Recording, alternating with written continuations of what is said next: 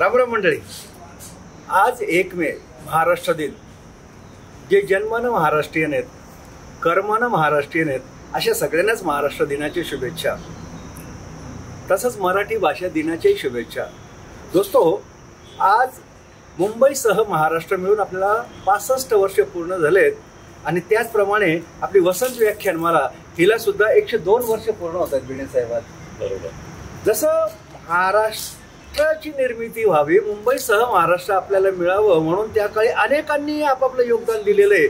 शाहिरांनी पोवाडे लिहिलेत, कलावंतांनी आपल्या कलेतून सगळीकडे जागर केला, लेखकांनी आपल्या लेखीतून महाराष्ट्र मुंबईसह महाराष्ट्राची निर्मिती व्हावी म्हणून आपली आपली मतं व्यक्त केली आणि आपल्या या महाराष्ट्राची निर्मिती झाली आणि महाराष्ट्र माझा म्हणून आज आपण सगळीकडे गरजतोय. आणि याच प्रेरणेनं झपाटून जाण्यासाठी महाराष्ट्रामध्ये असंख्य वसंत व्याख्यानमाला होत्या आणि त्या वसंत व्याख्यानमालामधून वेगवेगळ्या व्यासपीठांवरून सुद्धा आपापली मतप्रवाह प्रत्येकाने व्यक्त केली आणि या चळवळीसाठी अनेकांनी आपापली योगदानं दिली आहेत. 108 हुतात्म्यांनी आपलं हुतात्म बलिदान पत्करलं आणि त्यामुळं महाराष्ट्र निर्माण झाला. तसं पाहायला गेलं तर आपली नाशिकची वसंत व्याख्यानमाला ही भारतातली एकमेव वसंत व्याख्यानमाला असेल जिला आता 102 वर्ष होत आहे आणि 65 वर्षाच्या महाराष्ट्राच्या निर्मितीमध्ये आपल्या वसंत व्याख्यानमालेचाही मोठा सिंहाचा वाटा आहे असं म्हणावं लागेल. बेडी साहेब, 1922 साली वसंत व्याख्यानमालेची निर्मिती झाली आणि 1922 ते 1928 साली रावसाहेब वझे त्यावेळेस अध्यक्ष होते आणि 19 आणि आता 2022 ते 2028 श्रीकांतजी बेणी वसंत व्याख्यानमालेचे अध्यक्ष आहेत.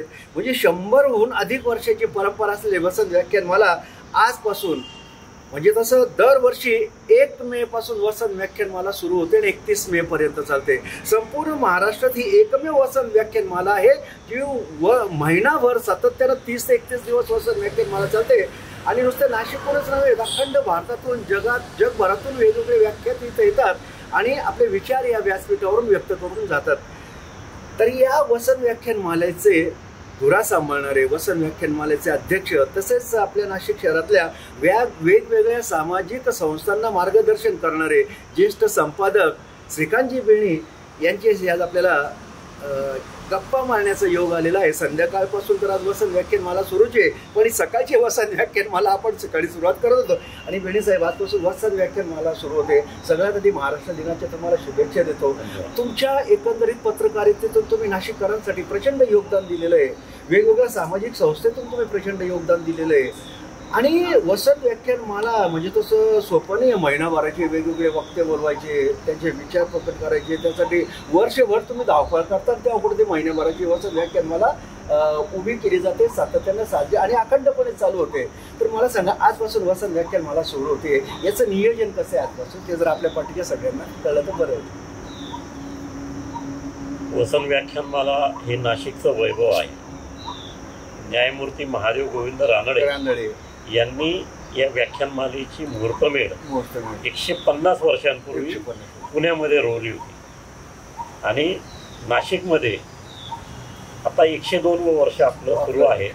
तर त्या रानडे साहेबांपासून प्रेरणा घेऊन पूर्तकोटी डॉक्टर शंकराचार्य यांच्यापासून प्रेरणा घेऊन रावसाहेब वझे इंजिनियर आणि त्यांच्या मित्रमंडळींनी 1 मे 1922 पासून आपल्या देव मामलेदार यशवंतराव महाराज पटांगणावर या व्याख्यानमालेची मुहूर्तमेढ. आता व्याख्यानमाला कशासाठी पाहिजे, काय गरज आहे त्याची आवश्यकता का भासली असा आपल्या मनामध्ये प्रश्न निर्माण होतो. तर पूर्वी ग्रंथ जे होते त्याची छपाई करणं सोपं नव्हतं, खूप महागडं होतं, त्याच्या किमती जास्त होत्या आणि साहजिक जी विद्वज्जन मंडळी आहे त्यांच्याचकडे हे ग्रंथ असायचे आणि त्यामुळे त्यांचा त्या विषयावर अभ्यास असायचा. सर्वसामान्य माणसाला इच्छा असली तरी ते विकत घेणं आणि त्याचं अध्ययन करणं हे शक्य नव्हतं. मग त्यातून एक श्रवणमाला अशी एक परंपरा सुरू झाली. विद्वज्जनांनी प्रवचनाच्या माध्यमातून, कीर्तनाच्या माध्यमातून, भाषणाच्या माध्यमातून असं आपलं ज्ञान जे आहे ते सर्वसामान्यांपर्यंत पोहोचवायचं. एक व्याख्यान द्यायचं म्हणजे त्या विद्वज्जनाला किमान 15-20 पुस्तकांचा अभ्यास करावा लागतो, त्या विषयावर अध्ययन करावं लागतं आणि मग एवढा वेळ सर्वसामान्य माणसाकडे तेव्हाही नव्हता, आजही नाही. पण अशा ज्ञानी लोकांकडनं त्या विषयातलं ज्ञान मिळवून आपलं जीवन सुखी आणि समृद्धी करण्याचं एक उत्तम मार्ग म्हणजे वसंत व्याख्यानमाला असं संस्थापकांच्या मनामध्ये आलं आणि त्यातून ही व्याख्यानमाला सुरू झाली. मला वाटतं खूप मोठमोठ्या लोकांनी आपल्या वसंत व्याख्यानमालेच्या व्यासपीठावरून ज्ञानार्जन दिलेलं आहे, लोकांना पटवून दिलं, लोकांना सुशिक्षित जागृत केलेलं आहे असं म्हटलं तर वावगं ठरणार नाही. मला वाटतं असे लोकमान्य टिळक सुद्धा आपल्या व्याख्यान जे काही मोठमोठे लोक येऊन गेले, महात्मा गांधी, पंडित मोतीलाल नेहरू, पंडित जवाहरलाल नेहरू, सरदार वल्लभभाई पटेल, मदन मोहन मालवीय, सरोजिनी नायडू, आचार्य विनोबा भावे, आचार्य कृपलानी, जयप्रकाश नारायण, असे एकापेक्षा एक दिग्गज ज्यांना बघण्यासाठी त्यावेळेस भारतात झुंबड उडायची आणि भारतीय लोकांना जागृत करत त्यांनी शिकावं, मोठं व्हावं आणि व्यवसाय करावा, सुशिक्षित हवं यासाठी त्यावेळेची अभ्यासू माणसं वसंत व्याख्यानमालेच्या माध्यमातून किंवा जे काही प्लॅटफॉर्म उपलब्ध होतील त्या प्लॅटफॉर्मच्या माध्यमातून लोकांपर्यंत मिसळायची. आणि आज जसे बेणीसाहेब मोठमोठ्या विद्वानांना, पंडितांना व्याख्यानमालेत आणतात आणि त्यांचं ज्ञान घेऊन आपली परंपरा राबवतात आणि त्यांचं ऐकून आपली मुलं, वेगवेगळी माणसं आपल्या ज्ञानामध्ये भर घालतात. तीच परंपरा त्या काळापासून सुरू झालेली आहे. बेणीसाहेब जवळजवळ आता 102 वर्षे आपल्या वसंत व्याख्यानमालेला पूर्ण होत आहेत. मग 100 वर्ष पूर्ण झाली. ती 100वी वसंत व्याख्यानमाला आपण खूप गाजवली होती आणि आता तर आपण त्याचा भरगच असा बायोडाटाही करून ठेवलेला आहे. कितीतरी वर्षापासूनचा आपण रेकॉर्ड जमा करून ठेवलेले आहे. ते काय एकंदरीत आहे नियोजन? वसंत व्याख्यानमालेला जरी 100 वर्षांची परंपरा असली तरी तिला स्वतःचं कार्यालय नव्हतं. महिनाभरापुरतं उत्सव असायचा, त्या निमित्ताने लोक जमायचे आणि जे पदाधिकारी गंगेवरचेच कुठच्या गंगेवर ठेवायच्या, वेळेवर जायचं, वादळ वारा पाऊस त्याच्यात आणि ते पदाधिकारी मग जो पदाधिकारी त्याच्याकडे ते रेकॉर्ड, हो बरोबर, असे सलग रेकॉर्ड नव्हतं. त्यामुळे आपण 100व्या वर्षाच्या निमित्ताने कसोशीने प्रयत्न करू हे 100 वर्षांचं रेकॉर्ड म्हणजे पहिला अध्यक्ष कोण होतं, पहिलं व्याख्यान कोणी दिलं, कोणत्या वर्षी कोणाची व्याख्यानं झाली, असं संदर्भ मिळवून ते सगळं एक रेकॉर्ड तयार केलं आणि त्याची स्मरणिका पुस्तक रूपाने आपण तयार केली. म्हणजे हा कायमस्वरूपी पुस्तक रूपाने ठेवा निर्माण झाला. 100 वर्षाचा ठेवा झाला. दुसरी गोष्ट आपण केली त्या निमित्ताने की व्याख्यानमाला नवीन तंत्रज्ञानाच्या माध्यमातून आपण 7 समुद्रापार पोहोचवली. बरोबर.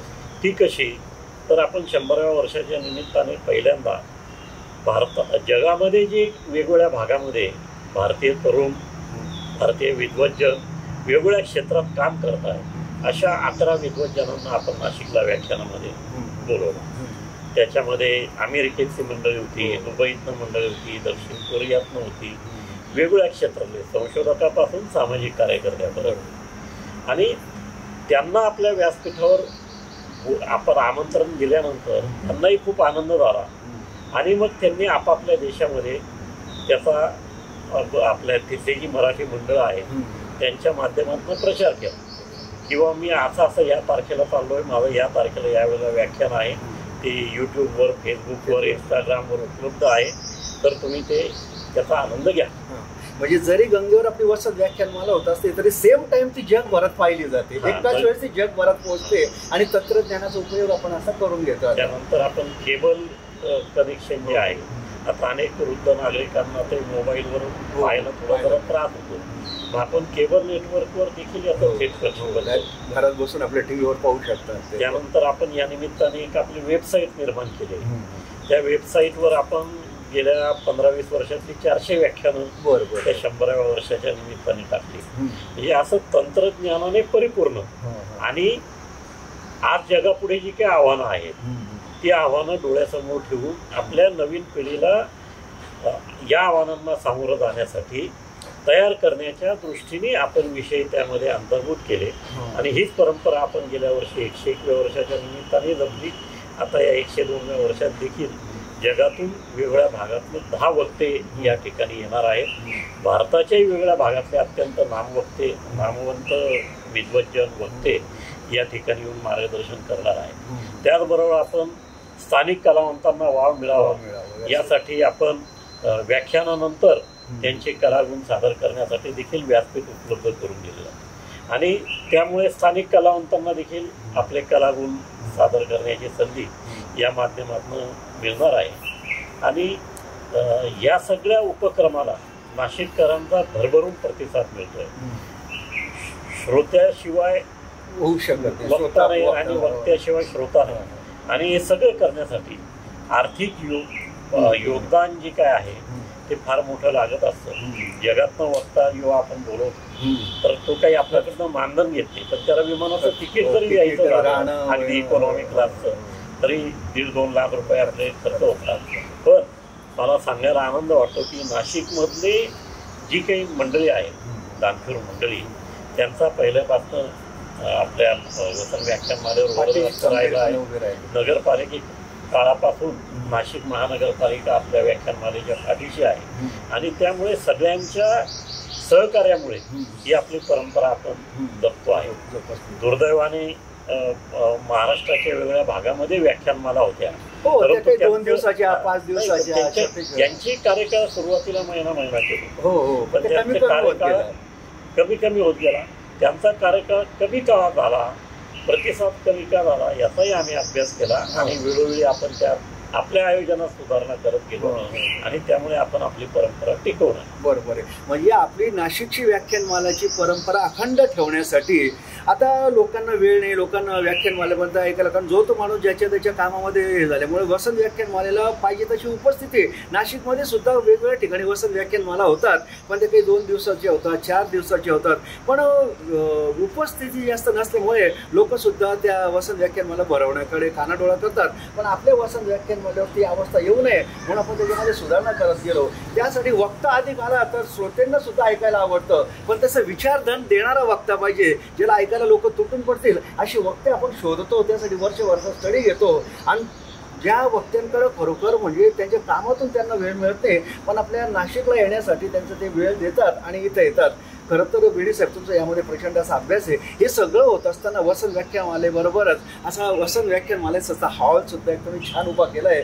एवढ्या अतिशय हार्ट ऑफ सिटीमध्ये महत्त्वाच्या ठिकाणी आपलं स्वतःचं वसंत व्याख्यानमालेचा हॉल निर्माण केला, वसंत व्याख्यानमालेचं स्वतःचं ऑफिस निर्माण केलं आणि या हॉलचा अनेक जण उपयोग करतात. आणि खास करून आज लोक म्हणतात की नाशिकमध्ये नाटकवाल्यांना प्रॅक्टिस हॉल नाही, पण असे एकंदरीत हॉल आहेत वसंत व्याख्यानमालेसारखे. बेडी साहेब जे येईल त्याला ते हॉल देतात आणि या हॉलचा अनेक नाशिककर या ठिकाणी प्रयत्न करतात. आपला सचिन शिंदे झाला, आज जरी त्याचा चौपुरा सगळीकडे फिरत असला, जगामध्ये नाव होतलं असतं तरी चौपुऱ्याची प्रॅक्टिस इथंच होते. आज तीच मुलं NCPA मध्ये जातात, जगात जातात, वेगवेगळ्या ठिकाणी जाऊन प्रयोग करतात, तर त्यांना जे काही स्थान मिळतं, जे काही बळ मिळतं ते या व्यासपीठावर मिळतं. बेडी साहेब, हा हॉल उभं करताना आपल्याला प्रचंड त्रास झाला असेल किंवा ही संकल्पना कशी सुचली तुम्हाला त्यावेळेस? मी 2001 पासून आपले प्रयत्न सुरू होते व्याख्यानमालेचं सभागृह निर्माण व्हावं. त्या दृष्टीने व्याख्यानमालेला आत्ताचं जे सह्याद्री हॉस्पिटल आहे त्याच्या बाजूला एक प्लॉटही मिळाला होता, परंतु आर्थिक उपलब्धता होत नव्हती, त्यामुळे काम लांबत होतं. योगायोगाने 2009 साली तेव्हाचे मंत्री विलासराव देशमुख आणि तेव्हाच्या आपल्या राज्यमंत्री आणि आत्ताच्या विद्यमान खासदार डॉक्टर शोभाताई बच्छाव यांच्या पुढाकाराने आपल्याला विशेष निधीतून, मुख्यमंत्री सहाय्यता विशेष निधीतून या कामासाठी 50 लाख रुपये उपलब्ध झाले. परंतु काही लोकांनी गैरसमज निर्माण करून दिल्यामुळे त्या सह्याद्री हॉस्पिटलच्या पाठीमागच्या जागेवर आपल्याला काही सभागृह बांधता आलं. मग आपण जागा बदलून घेतली आणि या समतानगरमध्ये आपण हे काम सुरू केलं आणि 2014 साली सभागृहाचं काम पूर्ण होऊन आपलं तेव्हापासून हे कार्यालय आणि सभागृह सुरू झालं. आता सभागृह सुरू करताना व्याख्यानमालेच्या मंडळींच्या डोक्यात होतं की या निमित्ताने आपलं सगळं रेकॉर्ड एका ठिकाणी निर्माण होईल आणि त्याची जपवणूक होईल. पण त्याचबरोबर हे जे सभागृह आहे त्याचा वापर झाला पाहिजे. नुसतं सभागृह बांधून पडलं आहे, कुरूप लावून पडलं आहे तसं उपयोग होता कामा नये. म्हणून आपण नाशिकमधले जे काही वेगवेगळे नाट्य कलावंत आहेत त्यांना हा सभागृह विनामूल्य इव्हन आपण लाईट बिल सुद्धा संस्था भरते. हे करण्यामागे उद्देश एवढा की हे नाटक चळवळीची बहुतेक सगळी जी मंडळी असतात ते बिचारे पदरमोड करून मग आपण त्यांच्या कलागुणांना वाव देण्यासाठी खारीचा वाटा जर उचलला, वसन व्याख्यानमालेकडे काही खूप पैसे आहेत अशी स्थिती नाही, परंतु मग आम्ही जेव्हा दरवर्षी धुळे घेऊन निघतो व्याख्यानमालेच्या आयोजनाला, तेव्हा 2 पैसे अधिक जमवायचे आणि या कलावंतांच्या पाठीशी उभं राहायचं, असा एक व्याख्यानमालेचा प्रयत्न असतो. नाही, खरोखर सर, म्हणजे वसन व्याख्यानमालेचा निधीपेक्षा तुमची जी इच्छाशक्ती, त्या इच्छाशक्तीच्या जोरावर आज नाटकातील अनेक कलावंत या ठिकाणी येतात.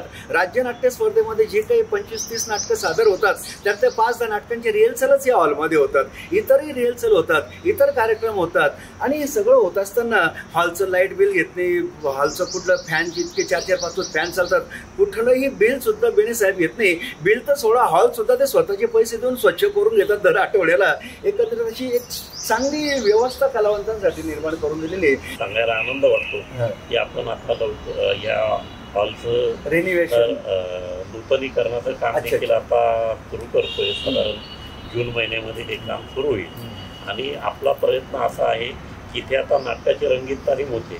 पहाटेच्या वेळेला कॉलनीतले लोक योगा प्राणायामासाठी या हॉलचा उपयोग करतात, पण या हॉलमध्ये आता आपण सगळ्या तंत्रज्ञानाचा वापर करून या ठिकाणी विविध सुविधा आपण उपलब्ध करून देतो. म्हणजे इथे नाटकाच्या प्रॅक्टिस बरोबरच आपल्याला एखादी मुलाखत चित्रीकरण करायची, तर इथे सगळी ती व्यवस्था असेल. इव्हन 50 लोकांच्या उपस्थितीत एखाद्याला नाट्यप्रयोग सादर करायचा, छोटं थिएटर, तर तो नाट्यप्रयोग देखील या ठिकाणी सादर करता येईल. कारण आता मोठ्या थिएटरची तशी आवश्यकता राहिलेली नाही, कारण अनेक नामांकित नाटकं सुद्धा येतात, तेव्हा अर्ध थिएटर अनेक वेळा रिकामच असतं, आणि मग कलावंताचा मूड जातो. पेक्षा पुण्यामध्ये ही संकल्पना रुजली बॉक्स थिएटरच्या माध्यमातून की 50-75-100 लोकांच्या उपस्थितीतच प्रयोग करायचा, म्हणजे तो प्रयोगही हाऊसफुल झालेला दिसतो, अधिक त्याचे प्रयोगही होतात आणि कलावंताला एक प्रोत्साहन मिळतं.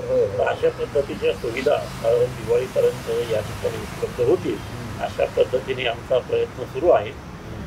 अतिशय महत्त्वाची गोष्ट, अतिशय चांगली बातमी दिली आजच्या 1 मेच्या दिवसानिमित्त बेणेसाहेब तुम्ही, की या हॉलचं जर काही छोटेखानी थिएटरच्या रूपांतर जर झालं तर अनेक नाशिककर कलावंतांना आपली कला या ठिकाणी सादर करता येईल, आणि अनेक प्रेक्षकांना सुद्धा छोटेखानी नाट्यगृह म्हणून याचा उपयोग घेता येईल, जेणेकरून कलावंतालाही थोडंफार मानधन मिळेल आणि प्रेक्षकांनी कमी खर्चामध्ये आपल्याला छान कलाकृती पाहता येईल. असं एक सुंदर थिएटर या ठिकाणी वसन व्याख्यानमाला हॉलच्या आपल्या ठिकाणी होणार आहे. साहेब, आजपासून वसन व्याख्यानमाला होते, यावेळेस कुठले वक्ते आपल्याला मिळालेले आहेत? आता आज डॉक्टर नंदकिशोर लाड हे अतिशय ज्येष्ठ हास्यरोग तज्ज्ञ आहेत. त्यांना पद्मभूषण पुरस्काराने 2013 साली केंद्र सरकारने गौरवलेलं आहे. त्यांच्या व्याख्यानाने आजचा प्रारंभ होतो आहे. खरं तर पूर्वनियोजित कार्यक्रमामुळे सामाजिक कार्यकर्ते डॉक्टर अभय बंग यांच्या व्याख्यानाने सुरुवात होणार होती, परंतु यांची प्रकृती बिघडल्यामुळे आपण 16 मेला डॉक्टर लाड यांचं व्याख्यान होतं, तर ते बदलून 1 मेला ठेवलेलं आहे, आणि 16 मेला डॉक्टर अभय बंग यांचं व्याख्यान होणार. आता या व्याख्यानमालेमध्ये आपण अमेरिकेचे दुसऱ्यांदा जे मराठी खासदार निवडून आले, अमेरिकेतले श्री ठाणेदार, जे मिशिगनमध्ये असतात, ही श्रींची इच्छा हे त्यांचं पुस्तक अतिशय गाजलं आहे, ते येत आहे. त्याच्यानंतर एक 32 वर्षाचा अमेरिकेत काम करणारा आपला तरुण मुलगा आहे, त्याचं नाव आकाश पाटील. तो आर्टिफिशियल इंटेलिजन्समध्ये जगामध्ये मास्टर माणूस समजला जातो. तो येऊन आपल्या मुलांना मार्गदर्शन करणार आहे. त्याचबरोबर जपानमध्ये सुनील कुलकर्णी आणि आनंद शिरवळकर हे जपानमधनं 2 जण येत आहेत. अमित वाईकर हे प्रवासी भारतीय पर्यटन क्षेत्रामध्ये काम करणारा तरुण मुलगा आहे. त्याला प्रवासी भारतीय पुरस्कार देखील केंद्र सरकारने नुकताच देऊन गौरवलेला आहे. तो अमित वाईकर येतो. त्याच्यानंतर महेश दाबके यांनी 48 देशांमध्ये आजवर आपलं काम केलेलं आहे, आणि आता ते पुण्यात स्थावर झालेले आहेत. तर त्यांच्या या वेगवेगळ्या जगभरातला अनुभव आपल्याला ऐकण्याची संधी मिळणार आहे. आपल्या नाशिकला पूर्वी इन्कम टॅक्स विभागामध्ये कार्यरत असलेले अधिकारी उज्ज्वल कुमार सभा हे गेल्या वर्षापर्यंत मागची 5.5 वर्ष नवी दिल्ली येथे ईडी या विभागात काम करत होते. तर त्यांनी गेल्या वर्षी स्वेच्छानिवृत्ती घेतली. आपण त्यांचं भाषण ठेवलेलं आहे, ये ईडी ईडी क्या है. त्यानंतर आत्ताच नुकतेच आपले भारताचे प्रसिद्ध शेफ विष्णू मनोहर यांनी अमेरिकेमध्ये मराठी पदार्थ उपलब्ध करून देणारे 32 हॉटेल सुरू केले. तर ते विष्णू मनोहर देखील आपल्यामध्ये येऊन आपला जगातला काय अनुभव आहे, खवय्यांचा जगात कसं स्वागत होतंय आणि त्यात आपला महाराष्ट्र कसा खवय्यांमध्ये, तर ते त्याविषयी बोलणार आहे. अशा अनेक नामवंत वक्ते आहेत. तर या वक्त्यांना ऐकण्यासाठी निश्चितपणे गोदाघाटावर नाशिककर नागरिक मोठ्या संख्येने येतील. त्याचबरोबर केबल TV आणि समाज माध्यमांच्या माध्यमातून मोठ्या प्रमाणावर व्याख्याते लाभ घेतील. मला एक सांगायला आनंद वाटतो या निमित्ताने की जागतिक स्तरावर फळफळावळ निर्यात करणारे आपली जी मोहाडीची सह्याद्री फार्म असा नामांकित ब्रँड, त्याचबरोबर जागतिक स्तरावर आपलं नाव निर्माण करणारा सपट मिरावी हा सपट ग्रुप हा आपल्याला प्रायोजक आणि सहप्रायोजक म्हणून लाभला आहे. मला सांगायला आनंद वाटतो की असे जगभरात नावाजलेले ब्रँड जेव्हा व्याख्यानमालेला येऊन जोडतात याचा अर्थ आपलं काम योग्य दिशा आहे आणि यशस्वी वाटचाल आपली चालू आहे. तर दोस्तो, ही यशस्वी वाटचाल पाहण्यासाठी आजपासून महिनाभर चालणाऱ्या आपल्या वसंत व्याख्यानमालेला आपण जास्तीत जास्त संख्येने उपस्थित राहावं अशी विनंती करायची गरजच नाही. आपण यालाच आणि दरवर्षी येतात. कारण पहा ना, नावं ऐकल्यानंतर जगभरातील एक व्याख्याते ज्यांनी आपापल्या क्षेत्रामध्ये नाव कमावलंय, अभ्यास केलाय आणि प्रचंड स्टडी करून त्यांचं काम धंदा सोडून त्यांचा वेळ देऊन आपला स्वतःचा प्रचंड महत्त्वाचा मौल्यवान वेळ ते नाशिकला येऊन आपल्या सगळ्यांबरोबर शेअर करणारे आणि अशा नामांकित व्याख्यान देणाऱ्या व्याख्यात्यांना ऐकण्यासाठी आपण जास्तीत जास्त संख्येनं मामलेदार पटांगण वसंत व्याख्यानमाला आपली मामलेदार पटांगणावर होते गंगा घाटावर. सायंकाळी 7 वाजेला सुरू होते. तर त्या नामांकित अशा वक्त्यांना पाहण्यासाठी आपण रोज 1 मे पासून तर 31 तारखेपर्यंत जास्तीत जास्त संख्येने उपस्थित राहावं. आणि बेणे साहेब, आपल्या नाशिककरांना आता जाता जाता आपल्या वसंत व्याख्यानमालेच्या वतीनं आणि आपल्या वसंत व्याख्यानमाला परिवाराच्या वतीनं तुम्ही काय सांगा? गोदातील ज्ञानमंदिरी घेऊन उत्सव आला, वसंत व्याख्यानमाला या उत्सवामध्ये आपण मोठ्या संख्येने सहभागी होऊया आणि नाशिकचं नाव जगाच्या पटलावर अधिक उज्ज्वल करूया. धन्यवाद सर. तर आपल्या सगळ्यांचा मानाचा महोत्सव वसंत व्याख्यानमालेला आजपासून सुरू होते. आपण सगळेजण या, संध्याकाळी भेटू. तोपर्यंत राम राम.